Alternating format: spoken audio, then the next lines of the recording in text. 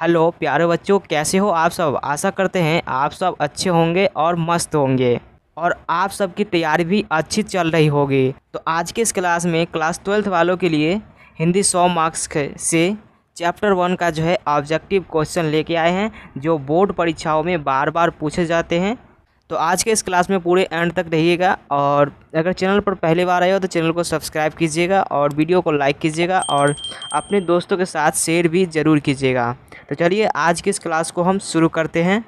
तो आपका यहाँ पर पहला प्रश्न है कि बालकृष्ण भट्ट की रचना है। तो प्यारे बच्चों, यहाँ पर आपके ऑप्शन हैं, उसने कहा था, बी है बातचीत, सी है तिरीच और डी है संपूर्ण क्रांति।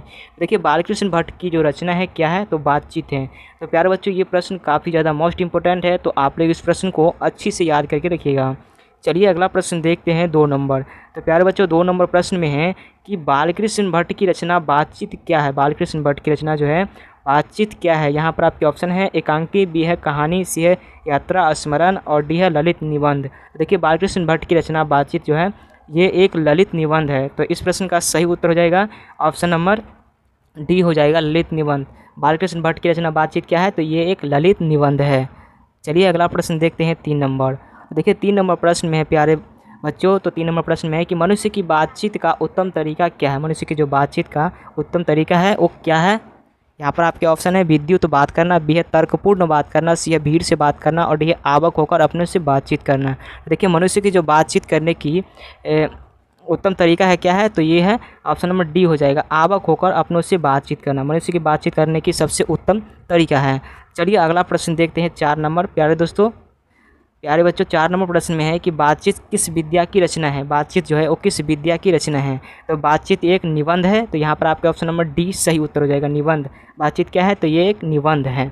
चलिए अगला प्रश्न देखते हैं प्यारे बच्चों 5 नंबर। तो 5 नंबर प्रश्न है कि बालकृष्ण भट्ट का जन्म हुआ था। तो प्यारे बच्चों बालकृष्ण भट्ट का जन्म हुआ था तो 23 जून 1844 को हुआ था। प्यारे बच्चों यहाँ पर इसका सही उत्तर हो जाएगा ऑप्शन नंबर बी हो जाएगा, 23 जून 1844 को बालकृष्ण भट्ट का जन्म हुआ था। चलिए अगला प्रश्न देखते हैं 6 नंबर। तो प्यारे बच्चों 6 नंबर प्रश्न में है कि बातचीत शीर्षक निबंध के निबंधकार है। बातचीत शीर्षक निबंध के निबंधकार कौन है। यहाँ पर आपके ऑप्शन नंबर डी हो जाएगा, बालकृष्ण भट्ट। बातचीत शीर्षक निबंध के निबंधकार बालकृष्ण भट्ट है। तो यहाँ पर आपके ऑप्शन नंबर डी सही उत्तर हो जाएगा। यहाँ पर आपके 7 नंबर प्रश्न है कि बातचीत के माध्यम से बालकृष्ण भट्ट क्या बतलाना चाहते हैं। तो प्यारे बच्चों बातचीत के माध्यम से बालकृष्ण भट्ट बातचीत की शैली बतलाना चाहते हैं। यहाँ पर आपके ऑप्शन नंबर ए सही उत्तर हो जाएगा, बातचीत की शैली। बातचीत के माध्यम से बालकृष्ण भट्ट जो है बातचीत की शैली बतलाना चाहते हैं। प्यारे बच्चों आप लोग ऐसे प्रश्न को मिस मत कीजिएगा और अच्छी तरह से याद करके रखिएगा, ताकि आने वाले बोर्ड एग्जाम में जो है ऐसे प्रश्न बार बार पूछे जाते हैं। चलिए अगला प्रश्न देखते हैं 8 नंबर। देखिए 8 नंबर प्रश्न में है कि असल बातचीत सिर्फ 2 व्यक्तियों में ही हो सकती है, यह किसका मत है। यानी कि असल बातचीत जो है सिर्फ 2 व्यक्तियों में हो सकती है, यह किसका कहना है।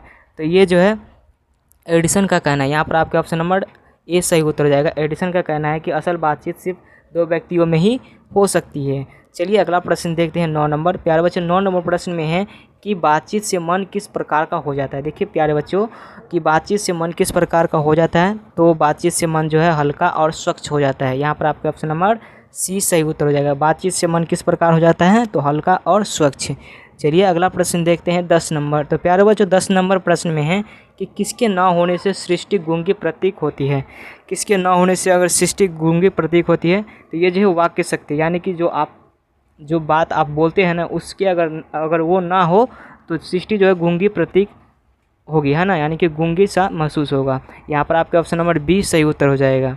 चलिए 11 नंबर प्रश्न देखते हैं प्यारे बच्चों। तो 11 नंबर प्रश्न में है कि आर्ट ऑफ कन्वर्सेशन कहाँ के लोगों में सर्वाधिक प्रचलित है। यानी कि आर्ट ऑफ कन्वर्सेशन जो है कहाँ के लोगों में सर्वाधिक प्रचलित है, तो ये जो है यूरोप के लोगों में सर्वाधिक प्रचलित है। तो यहाँ पर आपके ऑप्शन नंबर सी सही उत्तर हो जाएगा।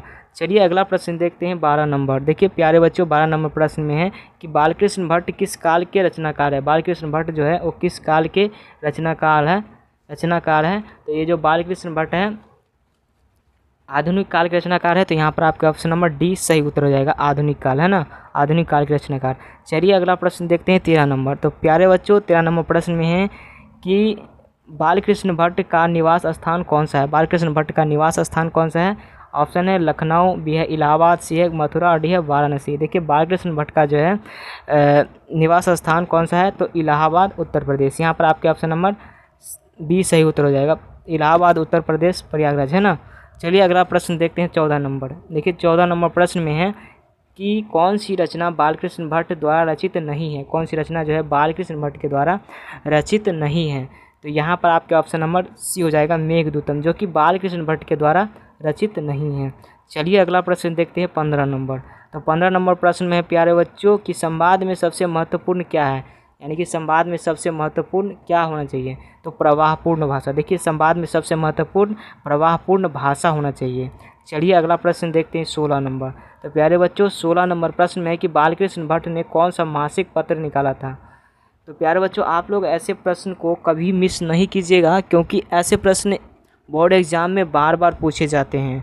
तो बालकृष्ण भट्ट ने कौन सा मासिक पत्र निकाला था, तो हिंदी प्रदीप, है ना, हिंदी प्रदीप जो कि बालकृष्ण भट्ट ने मासिक पत्र निकाला।